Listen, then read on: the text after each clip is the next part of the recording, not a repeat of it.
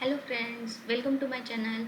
आज हम लोग ट्रांसवर्सल के पैरेलल लाइंस एंड ट्रांसवर्सल के प्रॉब्लम्स लेके आए हैं। 7th स्टैंडर्ड के एनसीईआरटी का एक्सरसाइज है, एक्सरसाइज 5.2। तो पहला क्वेश्चन है, पैरेलल लाइंस दिए हैं ए एंड बी और ये ट्रांसवर्सल है, दो दो ट्रांसवर्सल हो सकती है। तो क्वेश्चन अभी एक ही ट्रांसवर्सल के ऊपर है। State the property used in, तो सबसे पहले इसमें क्या दिया है? सबसे पहले इसमें दिया है if A is parallel to B, मतलब दिया है a line A is parallel to B, then angle 1 and angle 5 are equal, मतलब this angle and this angle equal. तो प्रॉपर्टी क्या होगी? व्हेन, मैं शॉर्टकट में यहाँ पे बताती हूँ, व्हेन टू पैरेलल लाइंस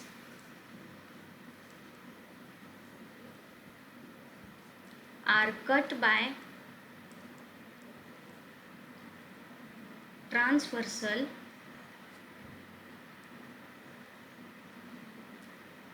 तो क्या होता है?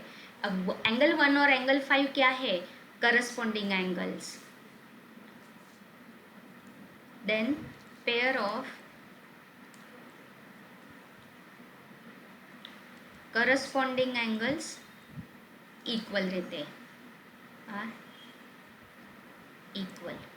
ये पहले इसका है, ठीक है। अब दूसरे इसमें, if angle 4 is equal to angle 6, अब एंगल 4 और एंगल 6, तो जैसे मैंने लास्ट क्लास में बताया था, 4 और 6 क्या फॉर्म करते हैं? Z। तो बस दूसरे इसमें अपने इसका आंसर रहेगा, पहली लाइन सेम रहेगी, when two lines parallel lines are cut by a transversal then pair of, ये क्या है? Alternate interior angles. क्या है? Alternate interior angles equal. और इसका एग्जैक्टली ये भी रहता है, when alternate interior angles are equal then lines are parallel. पहला पॉइंट था कि अगर लाइंस पैरेलल है तो अल्टरनेट इंटीरियर एंगल्स इक्वल है, और अगर अल्टरनेट इंटीरियर एंगल्स इक्वल है तो लाइंस पैरेलल है। तो यही इसका था। अब थर्ड भी, एंगल 4 प्लस एंगल 5। अब 4 और 5 आपको ये ब्लू कलर में मैं दिखाती हूँ, क्या है? 4 और 5 सी बना रहे हैं, तो तीसरा ये पॉइंट क्या आएगा? तीसरे का आंसर क्या आएगा? when two parallel lines are cut by a transversal, then pair of interior angles की सम क्या होती है? 180। क्या रहते हैं? Supplementary. Pair of interior angles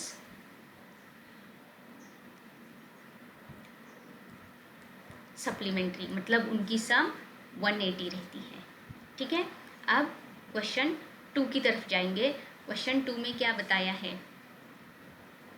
identify pair of, अपनी लाइंस दिया है A and B, parallel lines है नहीं है ऐसा उन्होंने कुछ भी बोला नहीं है, बस अपने को करस्पॉन्डिंग एंगल्स और ये पेयर्स अलग अलग निकालने हैं। तो सबसे पहले pair of corresponding, already last class में मैंने बहुत बार एक्सप्लेन किया है। 1 एंड 5 पहला पेयर है, दूसरा 2 एंड 6, उसके बाद 4 एंड 8, 3 एंड 7। तो यही लिखेंगे, एंगल 1 एंगल 5 इसे ब्रैकेट में लिखना है, एंगल 2 एंगल 6,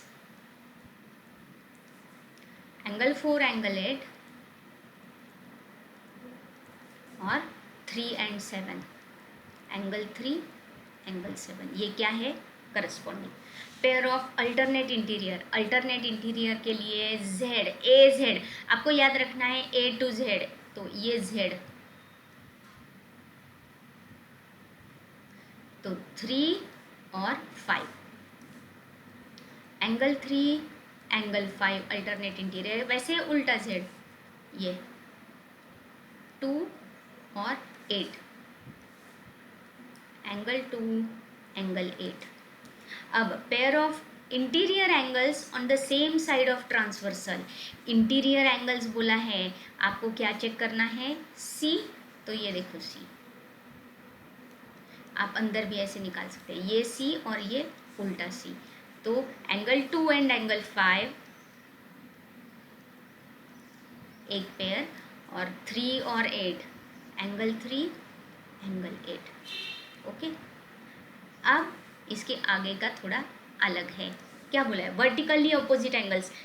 इंटरसेक्टिंग लाइंस में मैंने बताया था, तो दो लाइंस अगर एक दूसरे को एक पॉइंट पे इंटरसेक्ट करती हैं तो वर्टिकली अपोजिट एंगल्स फॉर्म होते हैं। कौन कौन से हैं? तो पहले सिर्फ ऊपर की लाइन लेंगे, तो मैं यहाँ पे अलग कलर में बताती हूँ। ये देखो 4, और आपको ऐसे याद रखना है 4 के सामने क्या है? 2, पहला पेयर आ गया, और 3 के सामने 1, तो पहले आएगा एंगल 1 एंगल 3, ये पहला, एंगल 2 एंगल 4। अब यहाँ पे 5 के सामने कौन है? फिर से ब्राउन कलर में, 5 के सामने है 7 और 8 के सामने है 6, इसलिए एंगल 5 एंगल 7 और एंगल 8 एंगल 6। समझ में आ गया? क्योंकि जब दो लाइंस इंटरसेक्ट होती है तो दो पेयर होते हैं। अभी यहाँ पे ये भी इंटरसेक्ट है और ये भी, इसीलिए अपने 4 पेयर्स आए। और वर्टिकली ऑपोजिट एंगल्स हमेशा इक्वल रहते हैं, सेम रहते हैं। अब नेक्स्ट क्वेश्चन 3 और क्वेश्चन 4। क्या है क्वेश्चन 3 में? ये दिया है अपने को 125, फाइंड अननोन एंगल्स, मतलब आपको A B C D E F निकालना है, ठीक है?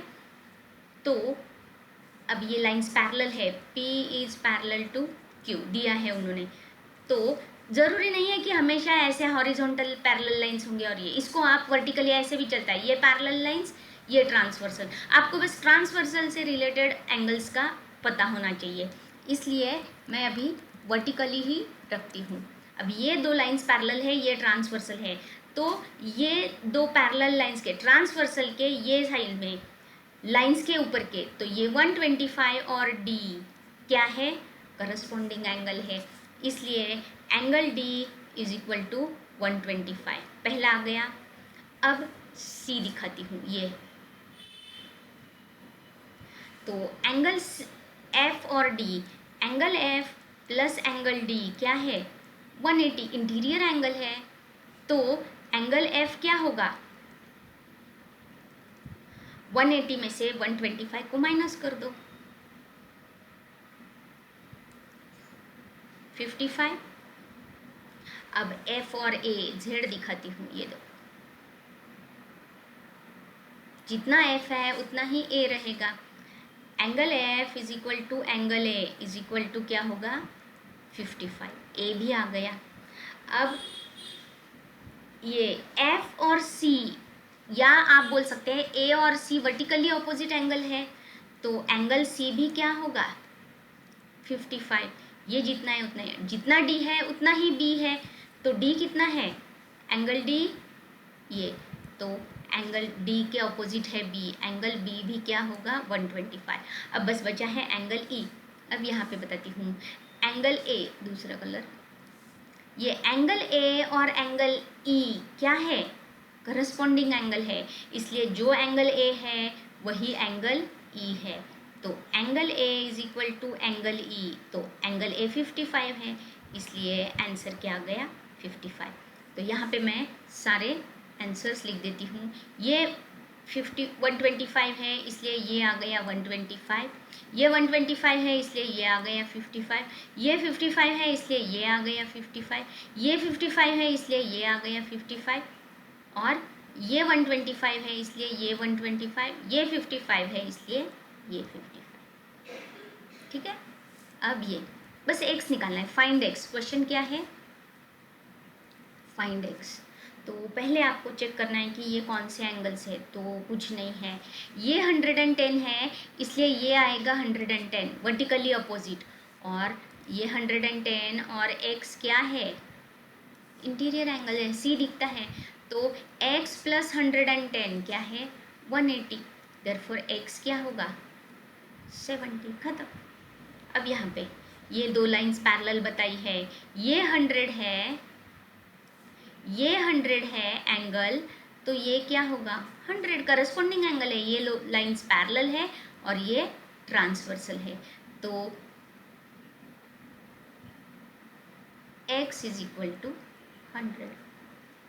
ठीक है, इसके साथ आज का क्लास यहीं पे ख़त्म हुआ। अगले क्लास में मैं क्वेश्चन 5, 6 बताऊंगी। ठीक है, okay, thanks for watching my video. Please subscribe my channel, share my video and like my video. Thank you.